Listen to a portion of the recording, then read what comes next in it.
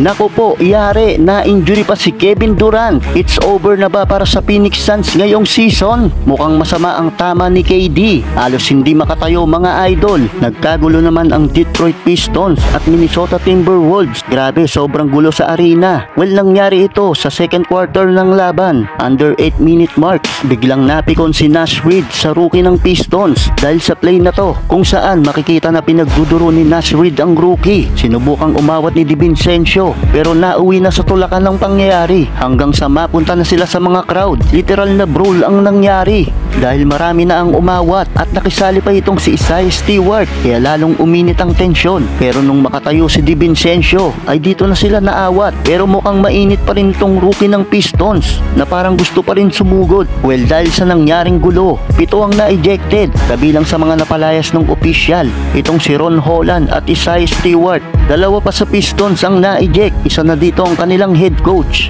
Habang sa Minnesota naman, ejected din itong si Nash Reed at DiVincenzo kabilang ang assistant head coach ng Minnesota na si Pablo Prigioni na pinalayas din ng opisyal.